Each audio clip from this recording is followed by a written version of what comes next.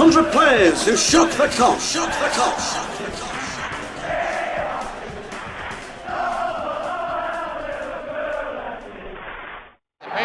trophy.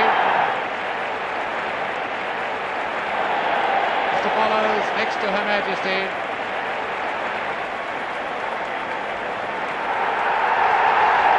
Yeah, Shankly signed Ron Yeats. He said, you know, he's bought a Colossus, and that's what we had. And I've signed a Colossus today. Come and walk around him. And there was this huge specimen of a man and the rock on which Shankly's empire was built. Bobby Collins is the smallest man on the field at 5'3", coming up to the referee now. Ron Yeats, the captain of Liverpool, is 6'3" and the tallest man on the field. So I was only a kid when I first seen Rowdy, but all the best tales of Rowdy come from my dad. But I was actually in the boys' pen, 1965, when I first seen him. Here at Anfield, first of all, the Liverpool team come out. He wasn't graced with like brilliant ability like Anson and Lawrenson, but the man was he was like a wall in himself. We talked earlier of Ian St John, and we'll talk no doubt about Tommy Lawrence at some stage. This was the spine of the team, and of course this man mountain, Ron Yeats, was right at the heart of it. And well, he was a rock at the heart of the defence. Well, Ronnie Yeats was one of the cornerstones at Liverpool. His coming, along with Ian St John, around the same time, was the very beginning of Liverpool's rise. And they did more for the rise than anybody else. Yeats at the back, St John at the front. There they are, the champions of England. And Ron Yeats with a replica of the Championship Cup. And let it always be remembered that when Liverpool won the championship, only a handful of very young children invaded the pitch. This surely must be the best behaved championship crowd in the land.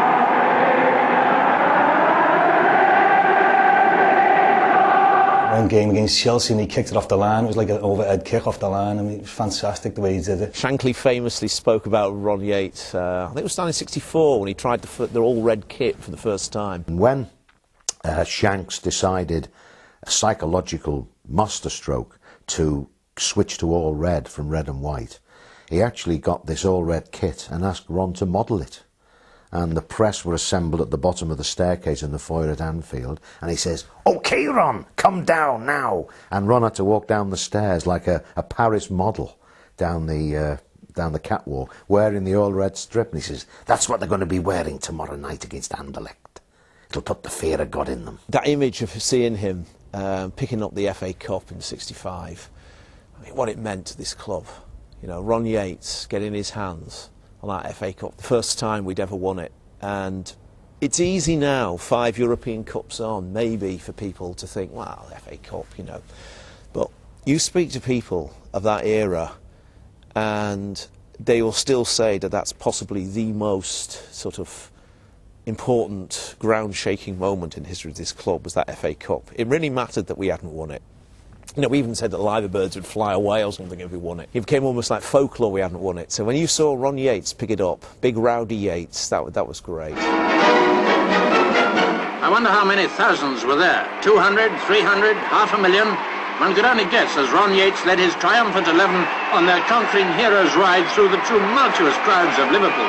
No success story ever had a finale like this, outbeating the Beatles, outshining any homecoming by any victorious team ever before. One of the things that's nice, though, about Ron Yeats, he was this big, powerful guy, typical defender of the time. You know, you run into him, you probably know about it, I suspect, or more importantly, if he ran into you, you know about it. Story is on the right wing. Bremner breaking forward. Covered by, and it's Yeats. And yeah, what a gentle guy, you know, got this lovely soft voice, and I like that contrast between him and it's just, I've seen the man a lot since, you know, and he's stayed in the city. He loves the city, he loves the people, and he's never moved away.